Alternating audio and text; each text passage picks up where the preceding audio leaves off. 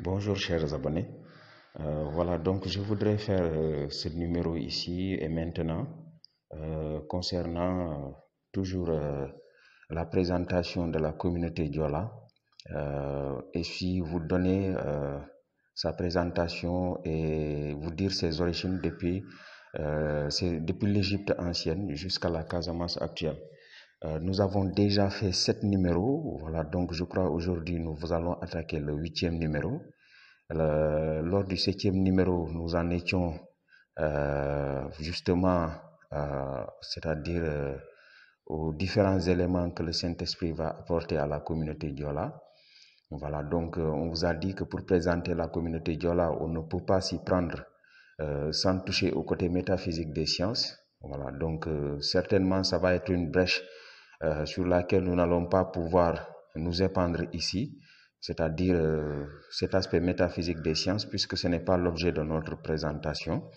Mais on ne peut pas présenter la communauté Diola sans justement toucher à cet aspect métaphysique des sciences. Pourquoi? Parce que dans l'Égypte ancienne, ce n'était pas un problème, c'est-à-dire les problèmes que rencontre aujourd'hui la communauté scientifique ne sont pas les mêmes que les problèmes que rencontrait la science à cette époque.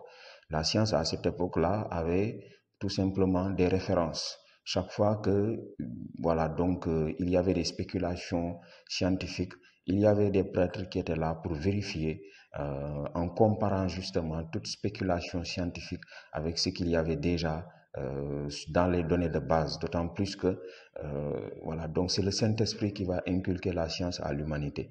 Voilà, donc pour ceux-là que ça dérange qu'on évoque le Saint-Esprit, la plupart dans la communauté scientifique, ce sont des professeurs ou bien des intellectuels, voilà, qui avancent l'idée selon laquelle, ou ce n'est même pas une idée, hein, voilà, donc juste voilà, donc une allégation arbitraire selon laquelle, voilà, donc le Saint-Esprit, ce ne serait pas réel ou bien ce ne serait pas réaliste de l'évoquer dans un travail scientifique.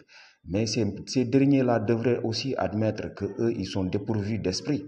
Voilà, c'est ça la logique. Quand une personne veut réfuter toute idée ou bien toute évocation du Saint-Esprit dans un travail scientifique, il devra se contenter aussi, il devra accepter qu'on le considère comme quelqu'un qui est dépourvu d'esprit. Voilà, donc on ne peut pas réfuter le Saint-Esprit dans un travail scientifique et prétendre avoir un esprit, voilà, être doté d'un esprit. Ça n'a pas de sens. Donc je crois que le Saint-Esprit, c'est une évidence. C'est une évidence. C'est quelque chose sur laquelle on ne devrait même pas être là à polémiquer. On ne devrait même pas tergiverser là-dessus. C'est une évidence. Tout le monde en est pourvu. Et de la même manière que tout corps est poussière et retourne à la terre, de la même manière, tout individu, toute personne, et par-dessus tout être humain est doté d'un esprit et après la mort, cet esprit retourne à Dieu. Voilà, donc pour ceux-là qui voudraient réfuter toute allégation au Saint-Esprit, il faudra tout simplement leur répondre que certainement eux aussi, ils sont dépourvus d'esprit. Voilà, donc on n'a pas, il y a de ces choses, en science, on n'est pas obligé de tout prouver. Voilà, donc les preuves, ce sont des éléments de secours en réalité. C'est-à-dire quand on est face à une situation où l'on n'a pas la possibilité de pouvoir expliquer, où l'on n'a pas la possibilité de pouvoir comprendre, qu'on fait recours aux preuves.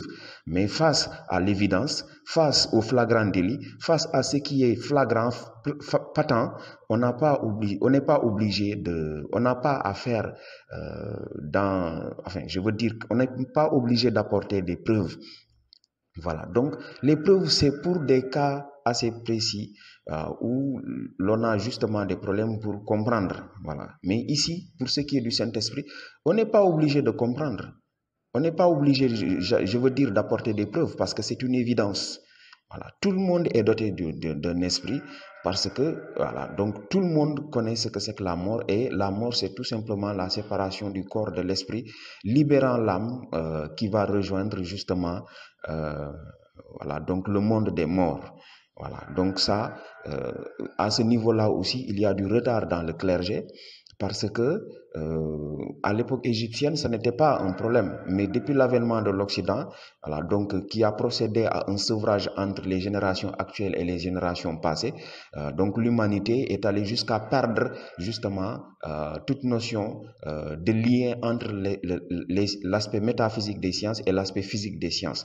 Mais il faut savoir qu'à l'époque, ce n'était pas un problème.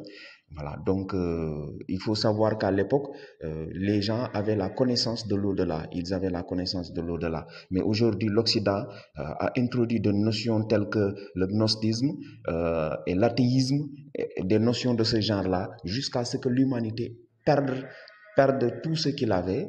Voilà, donc, et ce qui fait que nous n'avons plus notion de tout ce qui a trait à la métaphysique ou bien aux questions en rapport avec l'au-delà. Mais ces mêmes occidentaux-là sont encore revenus avec, voilà, donc peut-être des choses qu'ils disent qu'ils ont trouvées, notamment des voies de recours par lesquelles on peut avoir la certitude de l'au-delà. Voilà, donc ce n'est plus un débat maintenant. Ce n'est plus un débat. Je ne sais pas qu'est-ce que les religieux, notamment les prêtres et les imams, attendent à ce niveau-là pour édifier l'humanité, le monde et les croyants dans l'ensemble, pour que nul n'en ignore. Parce que ce n'est plus un débat. L'au-delà, ce n'est plus un débat. Voilà. Donc l'au-delà, ce n'est plus un débat. Les gens font des voyages dans l'au-delà, vont visiter l'au-delà pour revenir. Ce n'est plus un débat. Pour ceux qui ont toujours des doutes de la vie après la mort, ce n'est plus un débat. Il y a les expériences de mort imminente. Et ça, tout le monde peut faire cette expérience-là. Ce n'est plus un débat.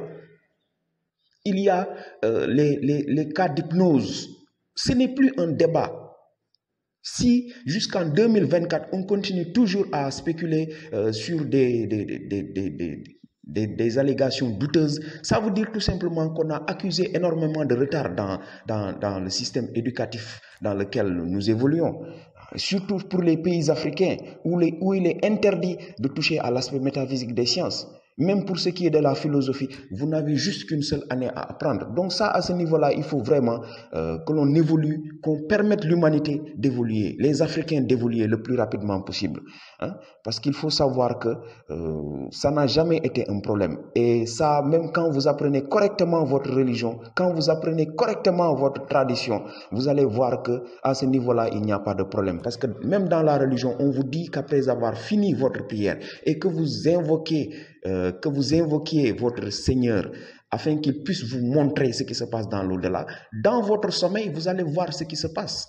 Donc toute personne ayant connu le sommeil a connu l'au-delà. Il a eu à voyager dans l'au-delà pour découvrir ce qui se passait à ce niveau-là. Maintenant, pour que les choses soient beaucoup plus claires, il faut que la personne fasse la demande. Voilà.